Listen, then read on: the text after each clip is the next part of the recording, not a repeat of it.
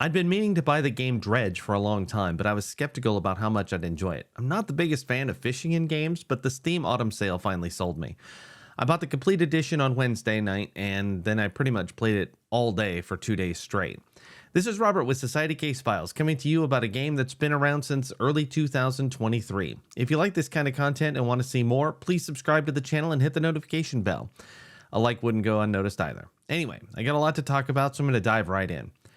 I quickly became obsessed with Dredge, and I finished 2 of the 3 DLCs in the first 2 sessions and then wrapped up the last one in a third. While the core game came out in 2023, the latest expansion, which is called the Iron Rig, dropped in April of 2024. With everything you could do in this game, I'd say it's really worth the asking price. The sale was not that great, but it was okay. And honestly, I think that if you've been on the fence or never even heard of it, then we're going to do a deep dive, and I think you'll be into Dredge by the end, if this is remotely your kind of game. The core of Dredge might seem like it's just all about fishing, but there's so much more going on than that. The world has a ton of crazy things to interact with, from random cultists requesting specific items to characters at different ports offering, small quests. Combine that with a cool upgrade system for your ship and just tons of craftable items, you've got a pretty detailed and it's yet still a casual experience. In the 17 hours I played, I never actually died in the game. I came close at one point in the middle of the night, but by and large, the experience was mostly relaxed. If I had to compare it to anything, I'd say Cultist Simulator gave me the same vibes. It's independent, the music is engaging, and while it's simple on the surface, there's enough going on under the hood to keep you engaged and thinking about what's next. Better than that for me, it constantly pushed me for that one more run type of thing. I'd be close to an upgrade that would make my life a lot easier, so I'd run out and get whatever I was missing for it. Along the way, I'd end up with enough materials and commodities for the next thing I needed. And then when I finished the first, I was ready to go on to the second, and you know how this is going to go. And that's pretty much how the game pulled me along and got me to play for such a lengthy period of time in one sitting. The reason I compare it to Cultist Simulator is the horror element. While yes, you roam around doing a lot of fishing, you're also in an environment where the world's just not normal. When the fog rolls in at night, you start seeing things and hearing whispers, monsters come out of the sea, occasionally harassing you, even damaging your vessel. Some of the fish you catch are mutated, creepy things. The Lovecraftian influence is always there, and you feel it even in broad daylight while you're sailing around looking for your next catch. There's a cool story in the game, one that compels you to visit the various sections of the map and interact with a decent range of characters to uncover it all. As you progress, it becomes crazier, letting you get into a world that's clearly deranged. I don't want to spoil anything, but I'll say that the longer you play, the more you'll understand that this region might not be the best place to live. Most of what you do in the game is accompanied by a minigame. Different types of fishing change it up. One might be that you have to tap a key while the cursor gets over a green point as it moves around a circle. Other times, dots rise from the left and right, and you need to click when they reach a certain point. When you use the dredge skill to pull items out of the sea, you've got to avoid gaps in a line by switching between them. These are simple, and I honestly thought they'd get old. In fact, I could see people finding it annoying after a while.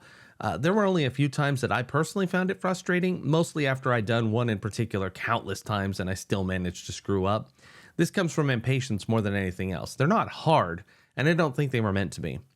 The different fishing nodes each have a designation that indicates what kind of equipment you need in order to get at them.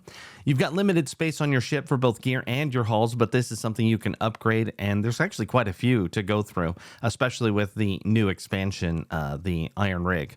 When you first start, you can't hold much at all, but by the end, it's like you become a transatlantic freighter.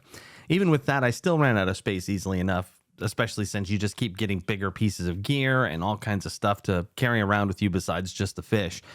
But one of the best parts about it was the fact that you could rotate things around and sort of cram them into the various spaces, and it becomes a bit like cargo Tetris.